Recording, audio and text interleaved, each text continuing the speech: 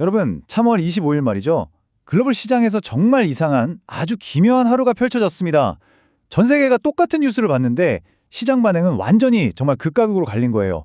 오늘 이 시간에는 바로 그 거대한 분기점, 그날 도대체 무슨 일이 있었는지 한번 제대로 파헤쳐보겠습니다. 자, 한번 생각해 보세요.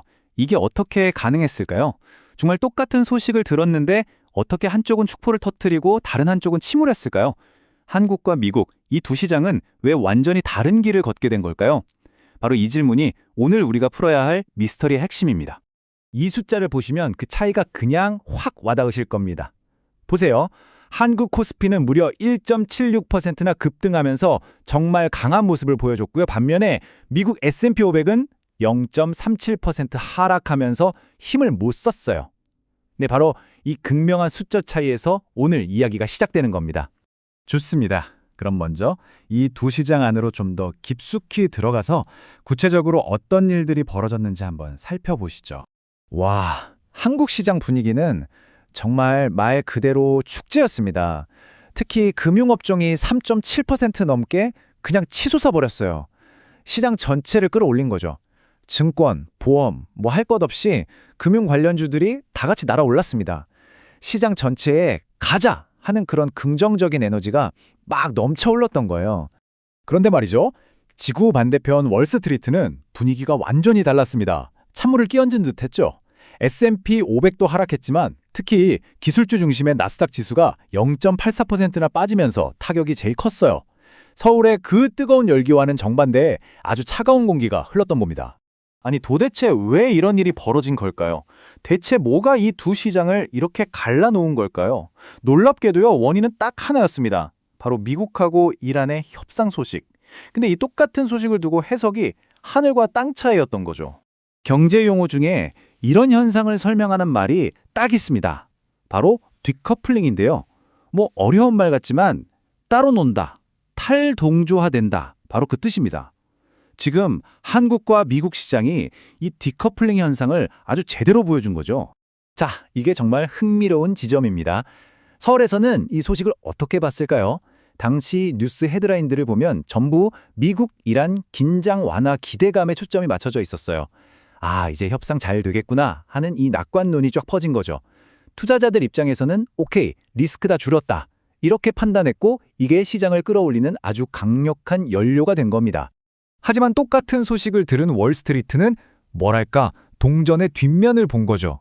그들은 협상이 성공할 거야 이게 아니라 협상이 잘 안 되면 어떡하지? 하는 그 불확실성에 더 집중했어요. 아직 중동전쟁 위험은 그대로잖아? 이렇게 본 겁니다.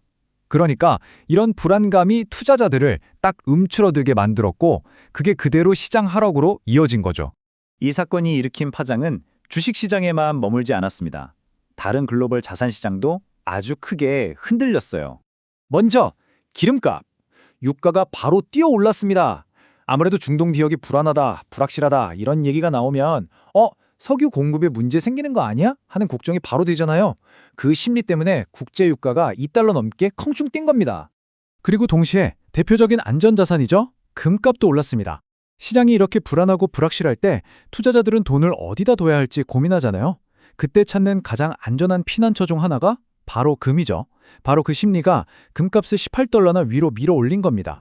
미국 쪽의 불확실성이 커지니까 자연스럽게 달러 가치는 좀 약해졌어요. 그 반대급부로 우리나라 원화 가치가 상대적으로 올라간 거죠. 그래서 원달러 환율은 5원 넘게 뚝 떨어졌습니다. 그럼 다른 나라들은 어땠을까요? 이게 또 재밌습니다. 알고 보니까 이렇게 부정적으로 반응한 미국이 오히려 특별한 케이스, 그러니까 소수였던 거예요. 이 표를 한번 보시죠. 그림이 딱 그려지죠? 중국, 유럽, 일본, 호주. 전부 다 한국처럼 상승으로 마감했어요. 거의 다 파란불인데 미국만 빨간불이었던 거죠. 그러니까 월스트리트의 걱정이 유독 돋보였던 그런 하루였습니다. 자, 그럼 앞으로는 어떻게 될까요? 이 혼란스러운 시장의 다음 스텝은 어디로 향할까요? 그 힌트를 앞으로 며칠 동안 발표될 아주 중요한 경제 지표들에서 찾아볼 수 있습니다. 그러니까 우리가 앞으로 딱 주목해야 할 게 이 세 가지입니다. 첫째, 미국 원유 재고. 이게 나와봐야 유가가 진정될지 더 뛸지 알 수 있겠죠? 둘째, 미국 실업수당 청구 건수, 미국 경제가 얼마나 튼튼한지 보여주는 성적표 같은 거고요. 마지막으로 중국 제조업 데이터. 이건 뭐 세계 경제의 바로미터라고 할 수 있죠. 이 숫자 하나하나가 앞으로 시장의 방향을 결정하는 중요한 열쇠가 될 겁니다. 네, 오늘 우리는 3월 25일 하루 동안 벌어진 같은 뉴스를 둘러싼 두 개의 전혀 다른 이야기를 살펴봤습니다. 이제 마지막 질문이 남았네요. 이렇게 서로 다른 길을 걷기 시작한 한국과 미국 시장의 이 디커플링, 과연 계속될까요? 아니면 조만간 다시 같은 방향으로 합쳐지게 될까요? 시장은 여전히 우리에게 답을 기다리게 만들고 있습니다.